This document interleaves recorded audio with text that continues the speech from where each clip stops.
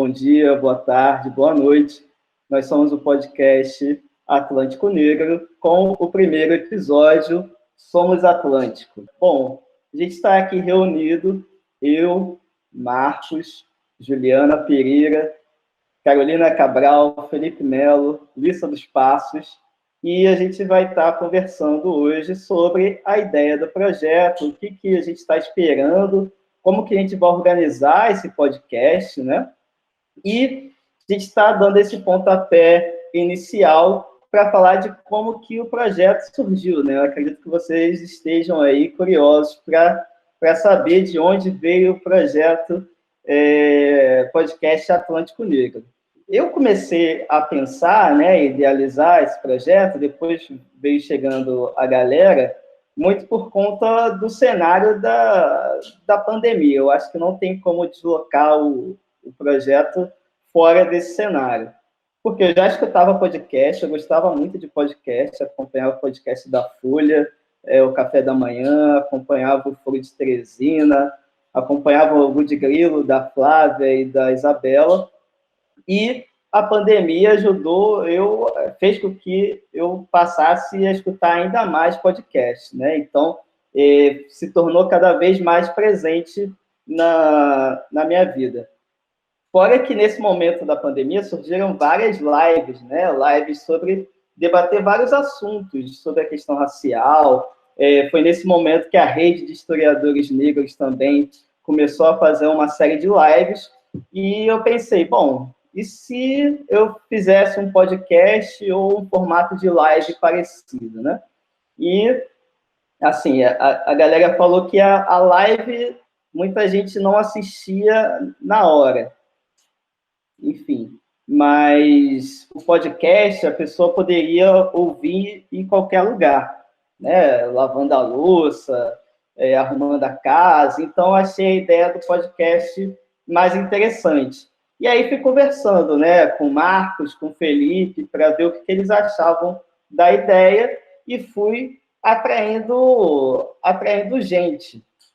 E foi um momento também, que é importante dizer, que por conta da pandemia, a gente também, na UF, formou o grupo, né, de estudantes negros da pós.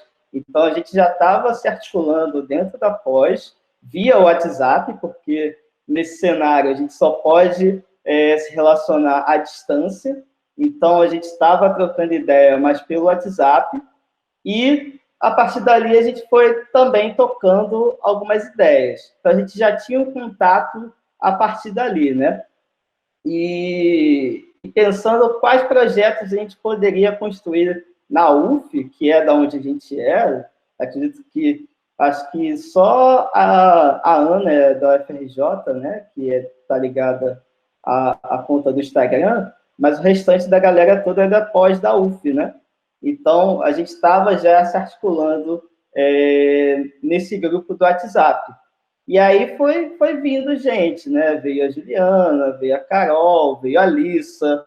E a minha preocupação sempre foi essa questão de como que a gente pode, enquanto historiadores, né, quebrar um pouco esses muros que separam a universidade do grande público. Desde a graduação, isso foi uma preocupação minha. Eu fiz parte de um coletivo chamado Cultura Negra na Escola, a Lissa também participou, talvez ela queira falar isso depois, que a nossa intenção, desde lá de trás, a gente formou esse grupo em 2014, 2013, né? E lá na graduação a gente pensava em como ir nas escolas, trocar ideia com os alunos sobre questões ligadas à história e à cultura negra. Então, a gente visitou escolas em Niterói, em Araruama, em Saquarema, sempre nessa pegada de debater história e cultura negra. E aí a gente tinha várias oficinas, oficina de samba, oficina de hip-hop, oficina de funk, a oficina do Teatro do Oprimido, que eu e a Alissa participávamos. Então, chegou um momento também que a galera começou a se formar e não tinha como mais dar conta do coletivo, de ir nas escolas. Então, o coletivo meio que deu uma esfriada, mas aquela intenção, né, de dialogar com o grande público, dialogar com a escola, sempre teve presente. Então, a ideia do podcast Atlântico Negro, eu acho que vem dessa herança que eu tive lá no Coletivo Cultura Negra na escola, né? E agora, nesse cenário da pandemia, onde as coisas estão digitalizadas, onde a coisa está assim, muito articulada nas mídias sociais, é uma maneira da gente alcançar as pessoas. Então, a ideia é que os estudantes escutem o nosso podcast, professores. Teve uma senhora que comentou no nosso Instagram que ela falou assim, eu quero aprender muito com vocês, eu sou uma jovem senhora de 60 anos. Então, isso é legal, né? O quanto que pessoas que são até bem mais velhas do que a gente estão interessadas no assunto da história e da cultura negra. E é isso, né? Ampliar o debate, sair um pouco daquele nosso nicho da universidade, porque a gente produz muita coisa, mas fica muito voltada para a gente, e nós somos intelectuais negros, né? Que é o debate de hoje. Então, a gente está sempre preocupado no retorno. Como que a gente retorna isso que a gente está produzindo para as nossas comunidades, né? Para as pessoas que a gente se relaciona, né? Os nossos vizinhos, os nossos parentes, os nossos familiares, os nossos amigos, né? Como é que a gente retorna isso para eles? Eu acho que isso é um tema presente para os intelectuais negros, né? Como que a gente pode impactar a nossa própria comunidade. E aí, ainda pensando nesse momento em que eu pensei, né, o podcast, é que a gente não está num momento qualquer, né? A gente está em meio do governo Bolsonaro, que é um governo que é anti-ciência, é anti-universidade, é anti-pensamento científico. Então, a gente também está travando uma batalha aqui, né? A gente está se posicionando politicamente ao colocar as nossas ideias aqui, né? A gente está num governo que odeia as ciências humanas. E aí a gente tem que retornar, andar algumas casas para trás para pensar qual é o nosso papel enquanto historiadores, enquanto antropólogos, enquanto sociólogos, né? Então, o momento em que a gente surge do governo Bolsonaro, né, ajuda a entender por que a gente toma esse posicionamento, porque a internet é um espaço do diálogo, é um espaço de debate de ideias, né? Eu acho que os historiadores têm sido cada vez mais chamados ao debate público. Então, é um pouco da intenção do podcast de se colocar no debate público, né? Boa noite, meu nome é Alissa, eu conheço o VT desde da nossa graduação na UF também. Eu queria só reiterar um pouquinho a fala dele, em questão de levar esse conhecimento, eu acho que o debate do racismo e da cultura negra para outros espaços além da faculdade, porque eu acho que a gente está num movimento muito legal da sociedade como um todo, principalmente a sociedade brasileira, se apoderar e se aprofundar nesse debate, né? Principalmente com os movimentos no Instagram, no Facebook, grupos no Facebook, grupos no Instagram, também como é que eu vou dizer? A atenção também de algumas intelectuais negras públicas, eu acho que isso é uma coisa bastante importante, que marca muito, eu acho que essa última década que a gente viveu do século XXI, então a gente tem aí agora mulheres negras e homens negros como exemplo e assim que estão na mídia, estão falando para um grande público. Acho que a gente pode falar da Thaís Araújo, pode falar aí da Djamila, da Stephanie Ribeiro, entre a Tia Má, entre outros, né, intelectuais negros públicos. Então, é muito importante a gente se apoderar desse debate, se apoderar desse espaço público para discutir a nossa condição enquanto intelectuais, enquanto, eu acho que mais do que isso, pessoas negras, jovens negros, num país genocida como é o Brasil, um país que mata jovens negros a todo minuto. Então, por isso, eu acho que é importante a gente se apoderar desse debate, e cada vez mais está aprofundando e eu acho que ampliando esse debate em diferentes setores da nossa sociedade. A gente já tentou isso, tentou não, né? A gente realizou isso com o coletivo de cultura negra na escola, como falou o VT, e eu acho que esse podcast é um passo, eu diria assim, muito mais ambicioso, né, VT?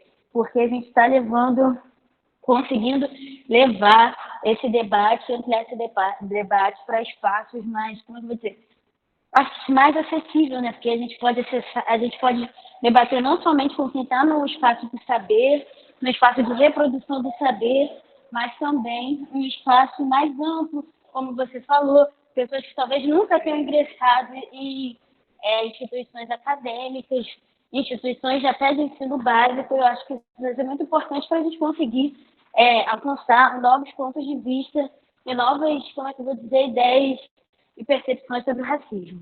Então, gente, eu me chamo Marcos, aí eu pensei em colaborar. De que forma eu entrei, né, nesse projeto? O VT entrou em contato comigo na época que eu estava lendo um intelectual negro chamado Eduardo Oliveira, e eu estava muito impactado com algumas reflexões dele, porque o Eduardo, ele, embora ele não tenha uma obra finalizada, ele tinha umas ideias muito interessantes, e uma delas, ele acionava uma coisa que para mim sempre foi muito importante, era qual era o meu papel enquanto um estudante de história dentro e reconhecendo o lugar de onde eu vim, né? E o Eduardo ele tinha uma proposta de construir uma sociologia não sobre o negro, mas para o negro. E aí eu achei interessante que, assim, dentro dessas inúmeras reflexões que eu estava tendo dentro da universidade, dos trabalhos, dos espaços, o podcast ele poderia ser um espaço na qual algumas dessas reflexões eu poderia compartilhar com um público muito maior, e não só compartilhar, mas pensar com diversos outros intelectuais negros, pessoas negras, que vivem essa cultura e essa história negra e não necessariamente pararam para refletir,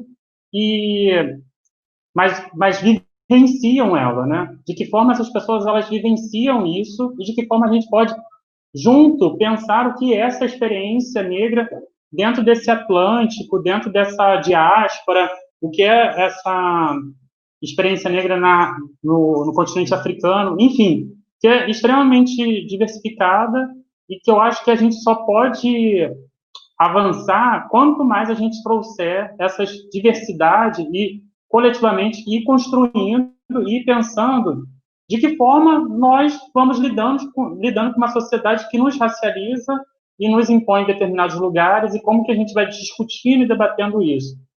E eu achei muito potente e muito importante essa proposição. E eu acho que muito das discussões que a gente vem tendo ao longo desses meses, até a elaboração desse primeiro episódio, construiu e colaborou muito para a gente pensar o que é essa primeira temporada piloto, né, na qual a gente vai tentar discutir o que é ser esse intelectual negro, né? Qual o papel dele, como ele se apresenta, como ele está. Enfim, eu acho que dentro das diversas discussões que a gente vem tendo nesse momento, essa é uma das proposições. E é uma das proposições que reforçam também que esse espaço ele não é um espaço de revisão historiográfica, embora a gente seja historiador, né? A gente está querendo aqui pensar essa experiência extremamente diversificada a partir desses sujeitos, né? A gente está querendo pensar essa experiência complexa dentro de uma sociedade que racializa a gente desde quando a gente nasce, ou até antes da gente nascer. Então, são muitas questões que nos atravessam e muitas questões que a gente quer tentar pensar coletivamente. E essa é muito da proposta que a gente vem elaborando dentro desses meses. Bom, seguindo a linha do que os meus colegas já falaram, né, eu me chamo Juliana, sou doutoranda na UF, e eu entrei muito nesse projeto porque, muito fruto de uma inquietação, né? A partir da rede de historiadores negros, eu comecei a me questionar sobre qual era o meu papel enquanto historiadora para a comunidade que eu vivo, o que significava para as pessoas que estavam à minha volta eu ser uma mulher negra que estou no doutorado fazendo história. E a rede de historiadores me movimentava muito para isso. E eu comecei a ficar inquieta, pensando, refletindo como eu poderia falar para as pessoas, ainda mais numa sociedade completamente racista, em que muita gente ainda não consegue se enxergar dessa forma, e num período de quarentena, que tudo veio muito à tona. E aí foi nessas inquietações que eu falei com a Alissa, que eu queria fazer alguma coisa, eu queria fazer alguma live, um bate-papo. E aí a Alissa deve ter ouvido o VT também, e ela teve a incrível ideia de falar, acho que esses dois estão tendo a mesma conversa sem se conhecer. E aí o VT me procurou, falou que estava a fim de fazer alguma coisa, fazer um podcast ou uma live, a gente começou a conversar. E o que me tocou muito nesse convite, nessa tentativa do VT, foi o pensar junto, que era uma coisa que é super necessária, né? Não dá para você poder falar de resistência, falar de experiência negra, sem falar de rede, porque nós vivemos nessa rede. Essa rede é completamente importante para as nossas ações. E aí, quando ele falou sobre essa coletividade, que o Marco estava também, que era uma pessoa que eu já conhecia, a gente tinha feito disciplina, e de ser principalmente uma proposta que saísse dos muros da universidade, né, que não ficasse só ali, não é nosso objetivo não é fazer um revisionismo histórico, mas construir conhecimento junto, foi algo que me tocou e que eu acho que hoje em dia não tem como, não dá mais para pensar a história só dentro dos muros da universidade. Né? As nossas documentações que nós utilizamos para fazer nossos trabalhos já mostram isso, e está na hora também das nossas posturas e atitudes enquanto historiadores, principalmente negros, estarem para fora, estarem no mundo fazendo uma história que é pública e que é construída em conjunto. Eu sou Carolina Cabral, eu sou doutoranda da UF também, e eu acho que todo mundo já disse muito, né, sobre a nossa proposta, sobre essa ideia da gente não ter esse formato tão academicista, redondo, porque eu acho que é sobre isso, né? Você produzir um conhecimento, você produzir um produto, né? Você está pensando no público, e de que serve a gente ter o conhecimento acadêmico, se não para passar para vocês. Então, eu, quando soube da proposta do podcast, não teve como não aceitar, né, diante de tudo aquilo que já foi dito.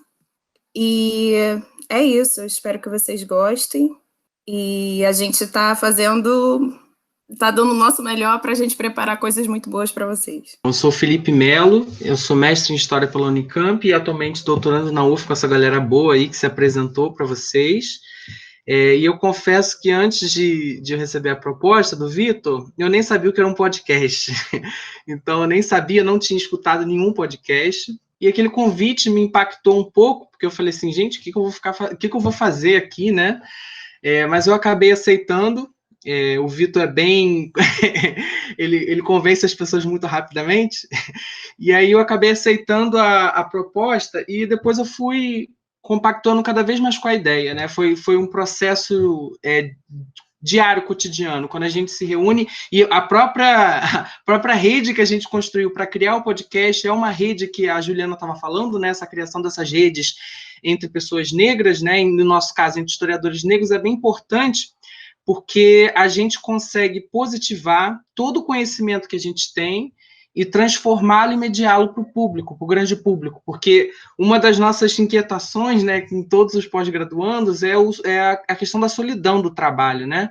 Como o trabalho muitas vezes é solitário e a gente se vê clausurado nele como se fosse um fundo do poço, né? E só a gente pode sair dele. Então, quando a gente ativa, isso que é muito legal, né? A universidade proporciona isso também. Quando a gente ativa essas redes e ninguém solta a mão de ninguém, né? A gente consegue produzir coisas muito interessantes. E é legal, como todo mundo falou aqui, né? A gente tentar transformar todo aquele conhecimento individualista que a gente está produzindo em algo maior, né?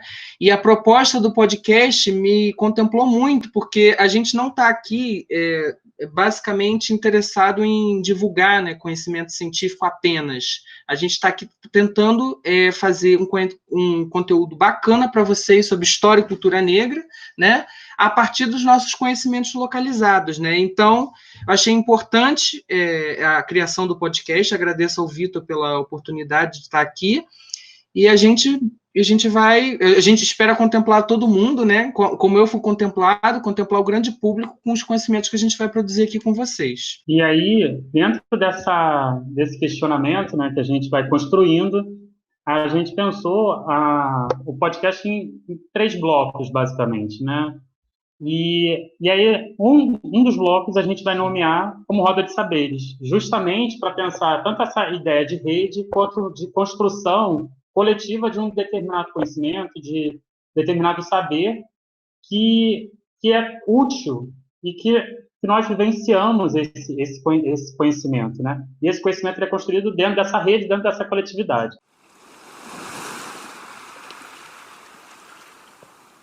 A gente começa com a seguinte pergunta, né? O que é ser um intelectual negro no Brasil nos dias atuais? Esta é uma das perguntas mais significativas no Brasil contemporâneo, em vista do desequilíbrio estrutural do poder de fala entre brancos e não brancos na história do nosso país, que naturalizou por bastante tempo a figura hegemônica do homem branco como sujeito portador do suposto saber e do falar público.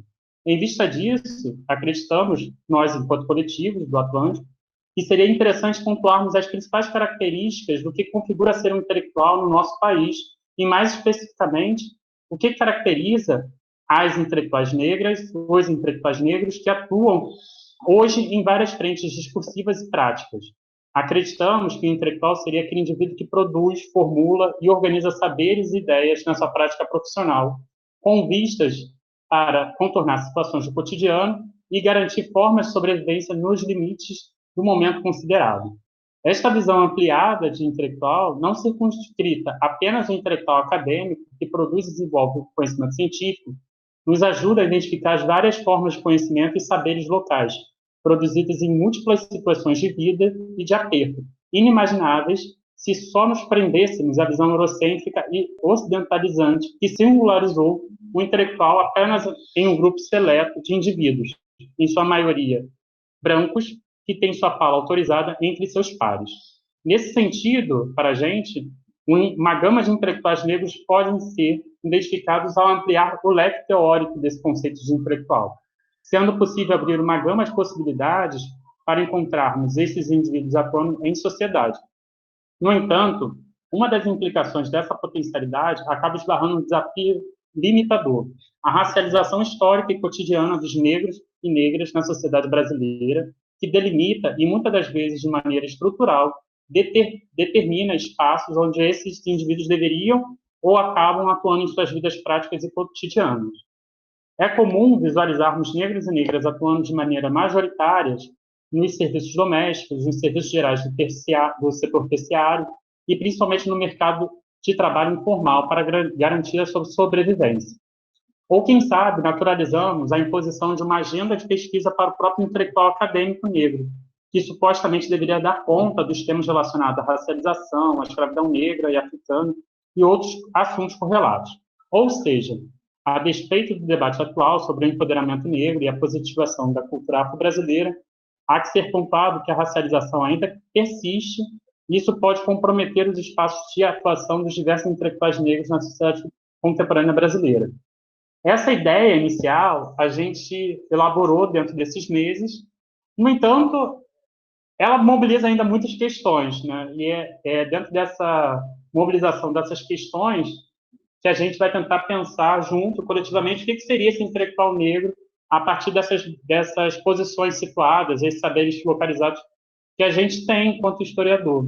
E aí a gente vai abrir agora para pensar um pouco sobre isso, a partir dessa pergunta: o que é ser intelectual negro?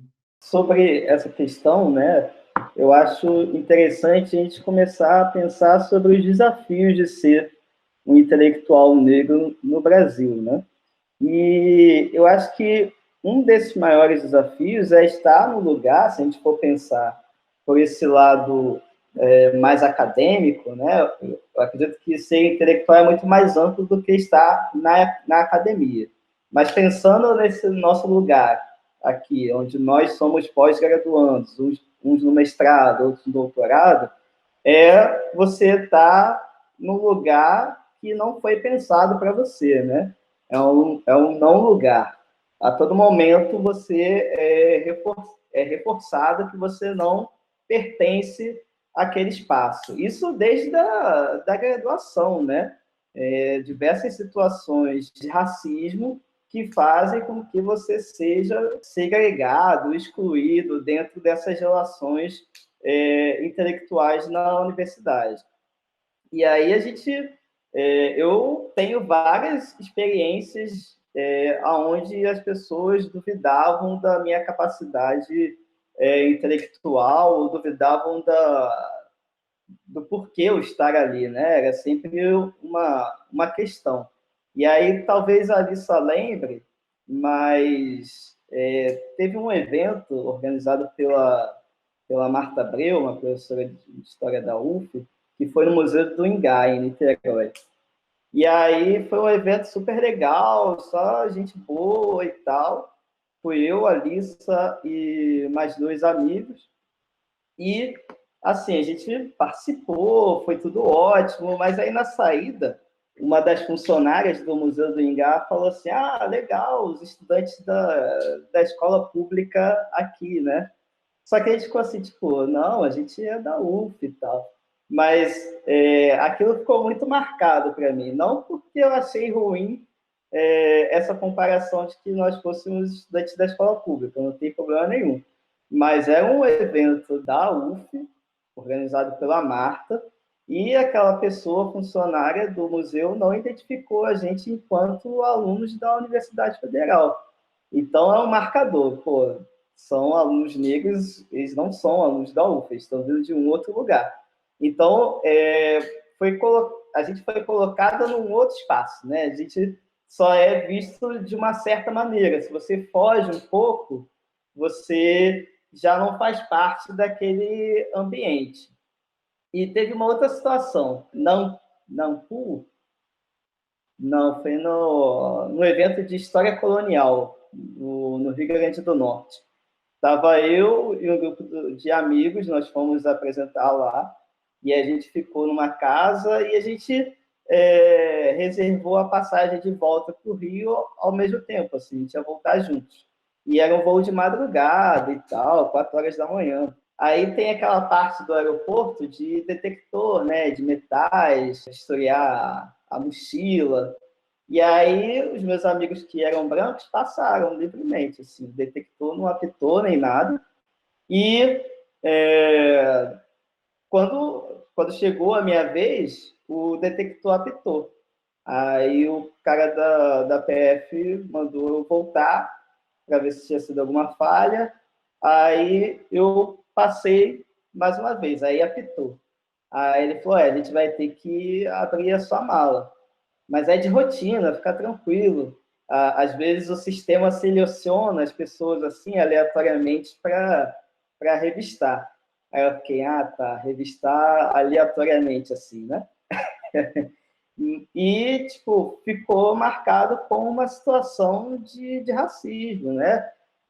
Assim, as pessoas podem achar que isso é um evento menor, mas quem está nessa situação sabe que aquilo foi um evento de discriminação racial, né? O sistema não seleciona tão aleatoriamente assim as pessoas para abrir a mala.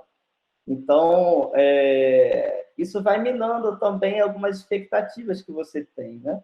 Então, você ser intelectual negro, o ambiente, ele às vezes te coloca em certas situações, né?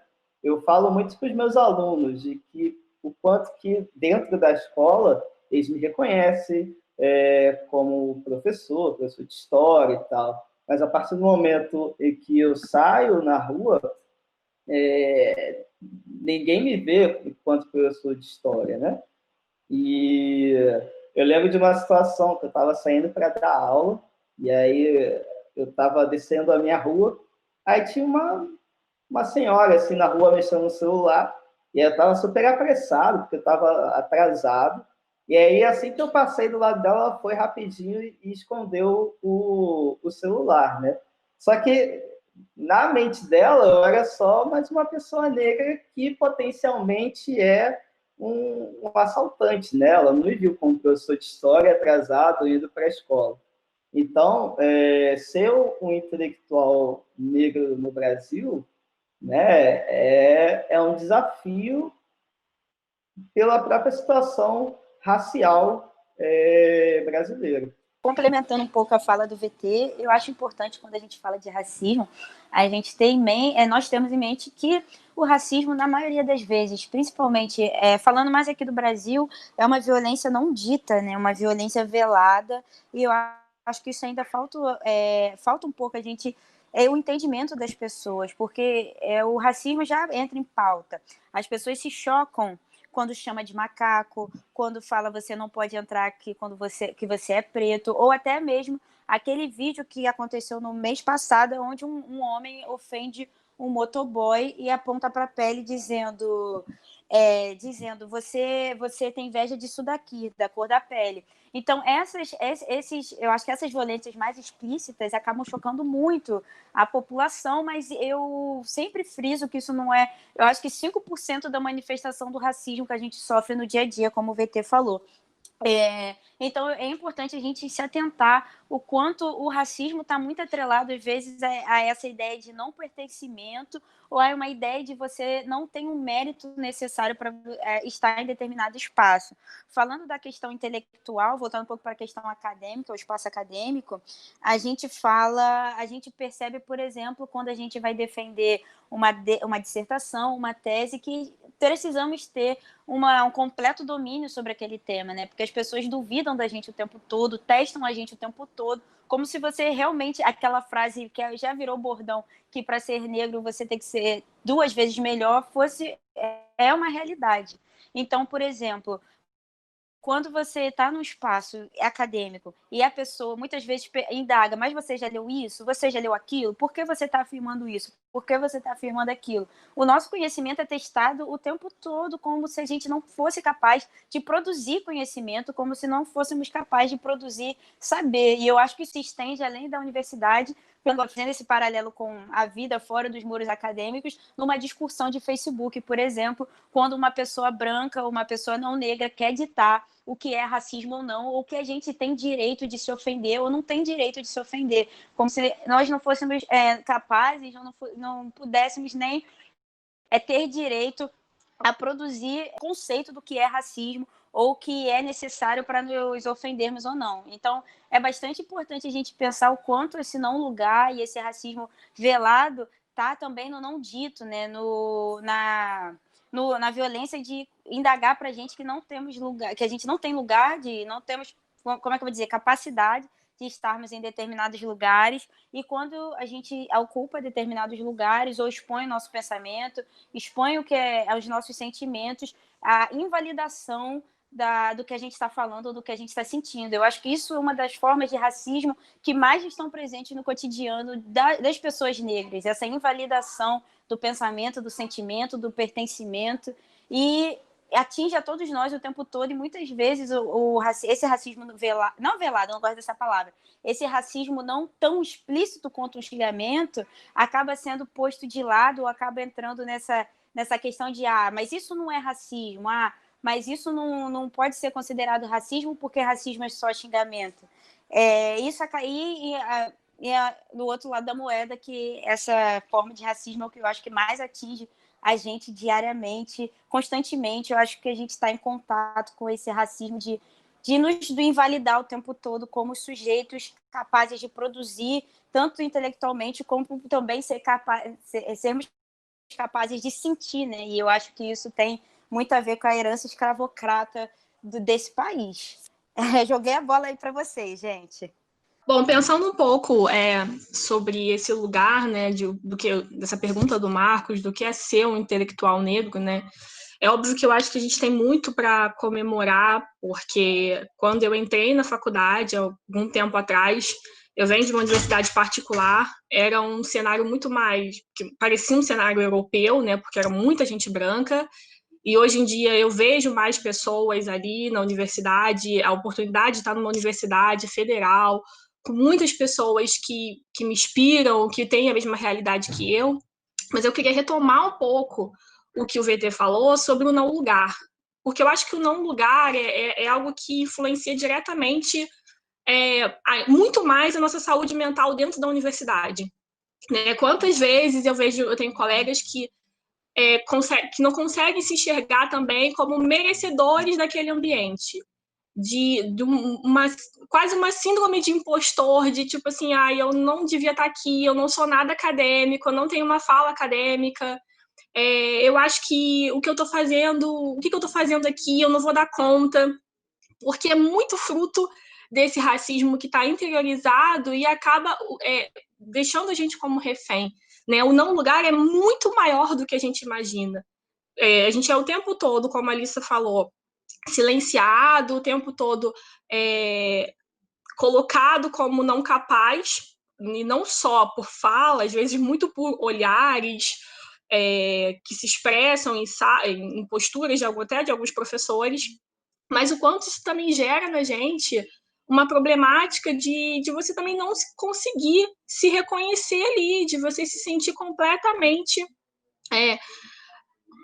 um impostor, sabe? Você estuda, você passa para uma universidade, passa por uma pós-graduação, você está lá fazendo a pós-graduação e tudo que você faz, você se sente como não pertencente. Olha, eu não devia estar aqui, eu não sou nada acadêmico. É como se você não tivesse ferramentas suficientes para estar ali dentro, né? Sendo que isso é uma mentira. Os nossos trabalhos, vários colegas nossos, né? Porque ninguém escreve sozinho, é sempre em conjunto, mostram isso, o quanto nós somos poderosos, o quanto o intelectual negro muda a universidade, né? Transforma realmente, faz completo o que é uma universidade, porque a nossa presença ali é o que dá o sentido àquele lugar, mas o quanto esse não lugar do historiador, essa não aceitação, esse chegar e não se reconhecer, traz um peso mental pra gente, um cansaço mental, sabe? De estar lutando todo dia e às vezes ter que aturar certas posturas, certos olhares, ainda certas brincadeiras, e que envolvem não só, que estão ligados à raça, à gênero, à classe, e o tempo todo tenta nos desmerecer. Bom, gente, aqui a gente está falando sobre essa coisa do não lugar e eu queria contribuir aqui com a minha fala com a questão do processo de racialização, né? Como o Marcos falou, nós, intelectuais negros, pessoas negras, somos racializados a todo momento. Isso desde quando a ideia de raça, a ideia pseudocientífica de raça, né, o racismo científico do século XIX, criou, né, essa ideia. Né? E aí, a ideia de racialização é a seguinte, é quando você tenta a todo momento justificar uma divisão que pode ser justificada pela religião, pela ciência, até mesmo pela identidade, né, entre brancos e negros na sociedade. A ideia de raça, a gente sabe, hoje em dia não existe, né, mas a racialização imputa uma divisão a todo momento para a gente. E aí, o que acontece? Eu acho que a racialização, ela, muitas das vezes, faz com que se restrinja o espaço de atuação dos intelectuais negros, né? E é muito interessante que quando a gente até mesmo tenta inverter essa racialização, a gente tenta positivar o lugar do intelectual negro, positivar as possibilidades de atuação dele na sociedade, a gente, muitas das vezes, na ideia do empoderamento, vem sempre com demandas, com expectativas que supostamente esse intelectual negro tem que dar conta. Por exemplo, a gente está na universidade, como todo mundo aqui, né? E é muito interessante como, muitas das vezes, a gente escuta que a gente tem que sempre, por exemplo, dar conta de temas relacionados a racismo, à escravidão negra, africana, né? E sobre o tema da racialização mesmo, que a gente tem que dar conta de tudo sobre a história do negro no Brasil.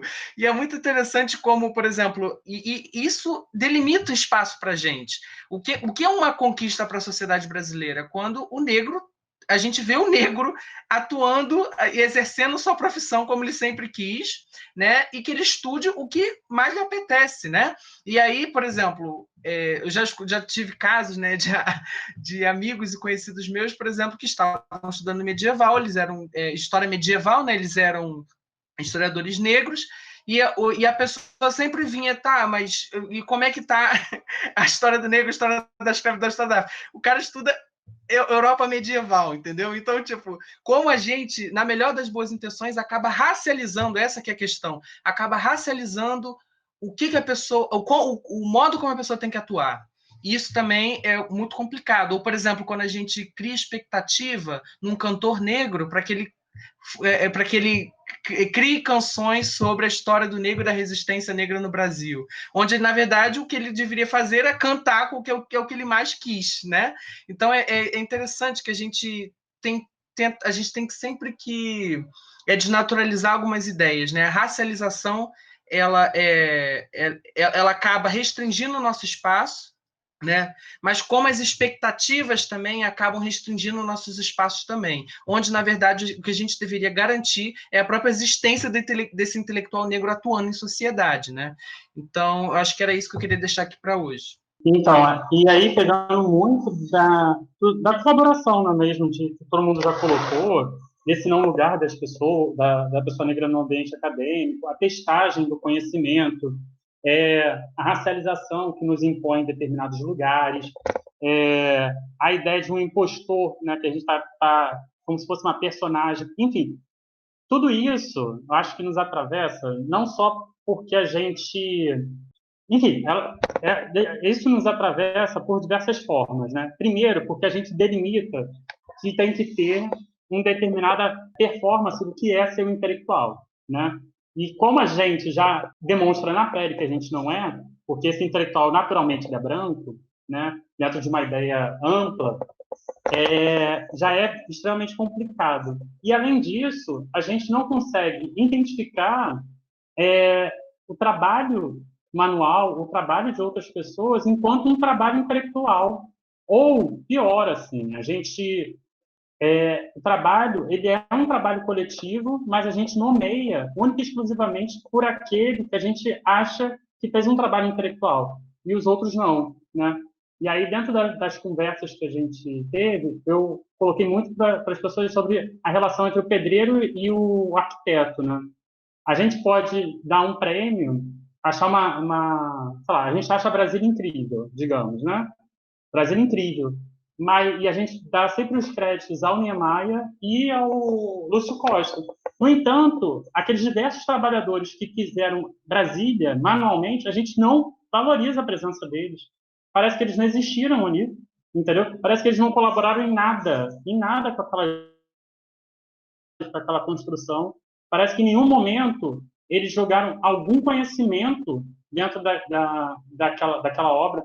E aí é interessante porque a gente chega e coloca assim, cara, quem consegue fazer uma casa? A gente não chama qualquer pessoa para fazer uma casa. Então, assim, ali você tem um trabalho intelectual que a gente não valoriza. A gente não valoriza nunca um trabalho manual, um trabalho doméstico, porque esses trabalhos relembram a escravidão, e, assim, por eles relembrarem a escravidão, por eles estarem ligados à escravidão, ao passado escravista, eles são menores.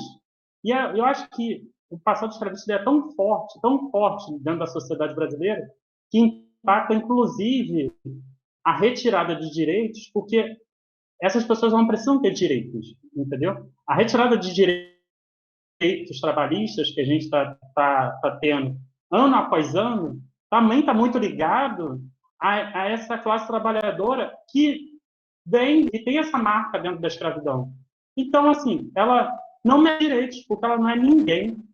Ela não é ninguém, assim. Isso é muito forte. E por isso que esse processo de racialização está sempre dentro das nossas falas, das nossas experiências, porque a gente é colocado dentro de um signo que é definido há muito tempo e a gente não sabe o que é esse signo, sabe?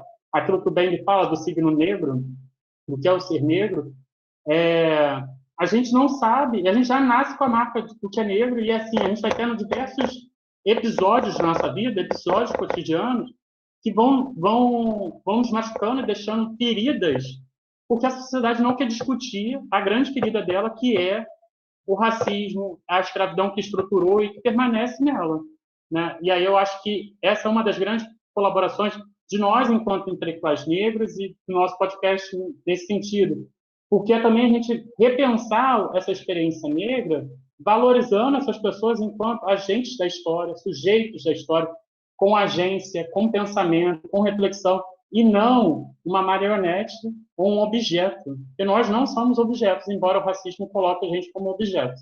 Eu me senti muito representada pela fala dos meus amigos, inclusive do Felipe e da Juliana.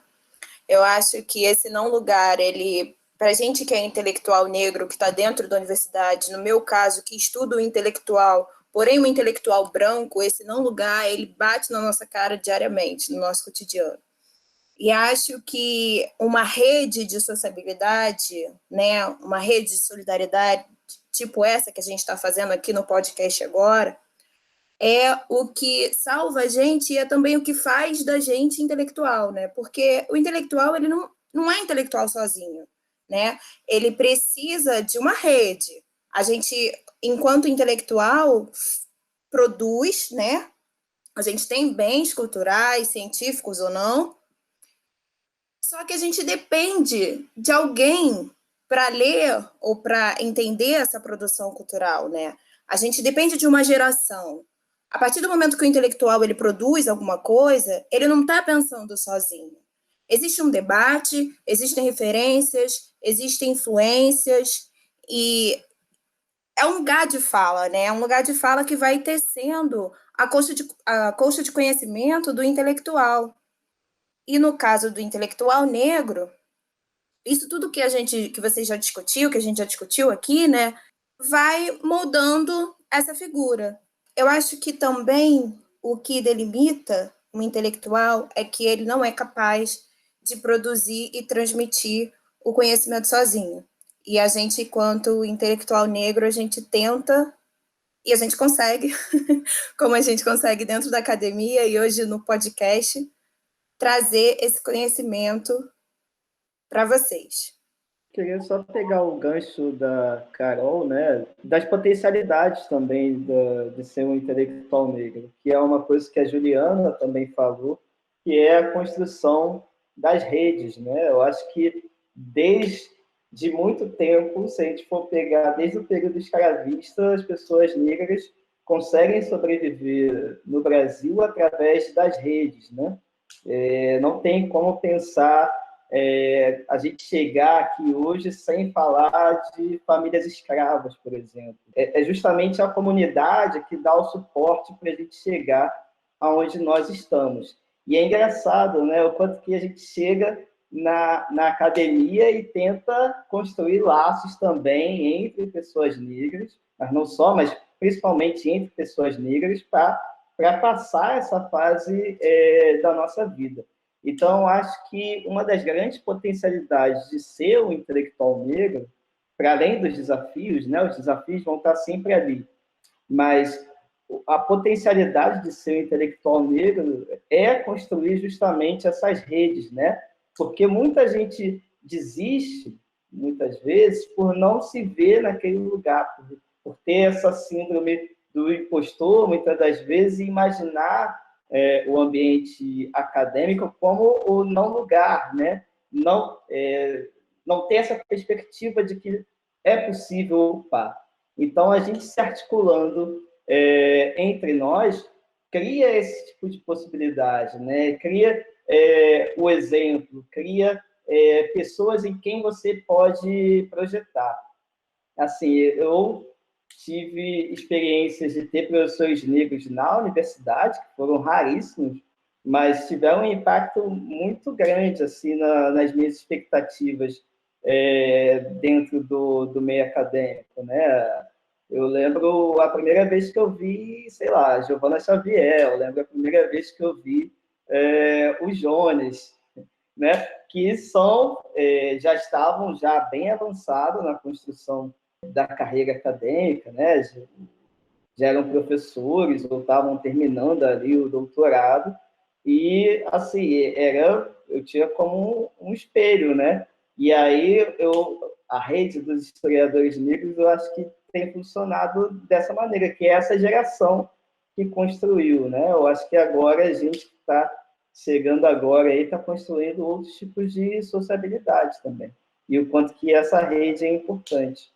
Inclusive, dentro dessa ideia, né, de rede, da gente disputando esses espaços e disputando também epistemologias, né? Porque eu acho que não é nada, nós estamos ali disputando também termos construtores desse conhecimento. E eu acho que é por isso, essa é uma das grandes potencialidades da gente, ter os sujeitos negros que irão conversar conosco em diversos espaços e diversas atuações, eles demonstram e enfatizam um pouco o que é essa experiência complexa do negro, tanto da diáspora quanto do negro africano, né?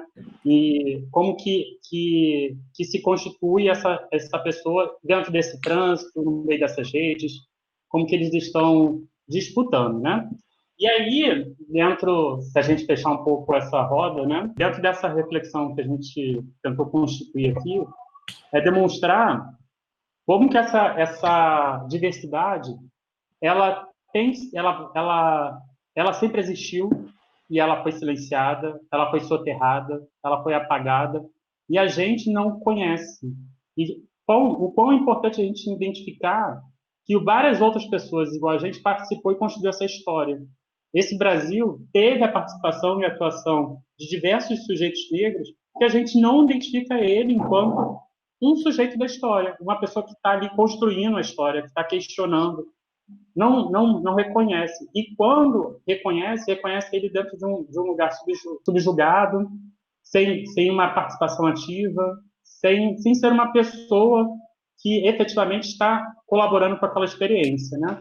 E aí, dentro dessa ideia ampla, a gente pensou um outro espaço dentro do podcast, muito inspirado nas nossas relações com os nossos alunos, na qual eles mesmos chegam e falam, pega a visão, na qual a gente vai tentar tanto compartilhar quanto pensar coisas que nós estamos consumindo, vivendo, enfim, uma série de sugestões socioculturais, literárias, coisas que a gente pode ampliar ainda mais o nosso diálogo dentro daqui. A Alissa vai ser a primeira a começar. Vamos lá, Alissa.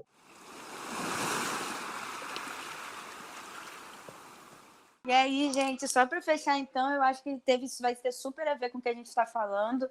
Eu queria indicar para vocês um livro que é pouco conhecido, mas eu acho fundamental para todos nós que somos negros e também para brancos que estão nessa luta aí antirracista, refletir muito sobre o que é o racismo e como o racismo atinge a gente, como essa questão do não lugar que a Juliana e a Carol trouxeram nas falas delas, né? Então, o nome do livro é Eu Sou a Quântica, sobre a trajetória de vida da Beatriz Nascimento, uma historiadora negra que fez graduação na UF. E esse livro foi escrito pelo professor Dr. Alex Hart. E é um livro bastante bom porque, além de discutir e refletir sobre o racismo acadêmico, que eu acho que é uma pauta que a gente fala muito pouco, como o racismo acadêmico nos atinge, né? A gente geralmente chega na academia e aí, principalmente nas partes de humana, pintam para a gente como se fosse um paraíso racial e a gente vai descobrindo na pele da maneira mais difícil que ser negro no espaço acadêmico é muito difícil. Ele também traz alguns relatos e experiências pessoais de intelectuais negras e da própria trajetória da historiadora Beatriz Nascimento. Então, é um livro muito curtinho, é um livro muito gostoso de ler, uma linguagem muito acessível para todos de todas as idades, assim. Não tem termos e conceitos que se precise de uma leitura prévia. Então, acho que é um livro que acrescenta muito todo mundo e essa fica a minha dica aí para vocês. Valeu, gente, é isso. Eu gosto muito dessa expressão, pega a visão, né? Eu não sei se é uma gíria só do Rio de Janeiro, e aí talvez a gente tenha ouvintes aí de outras regiões do Brasil, mas aqui no Rio, quando a gente fala pega a visão, é no sentido de uma dica, né? Presta atenção nisso, né? Então, só para quem é de fora do Rio, ficar ligado, né, nessa expressão. Eu acho muito legal, os alunos usam muito, né, como o Marcos falou. E o meu Pega Visão da semana é o disco do BK, que foi lançado essa semana. O Líder em Movimento. O BK é um rapper do Rio de Janeiro e é um rapper negro do Rio de Janeiro. Ele tem uma pegada muito boa assim de rima, ele está vindo com rima aí bastante poderosas, tem pedaços, né, de discursos do Abdias do Nascimento, fala sobre o assassinato da Marielle, fala sobre o Tupac, o Notorious B.I.G. Então, é um disco recheado aí de referências negras e não sai do repeat do Spotify.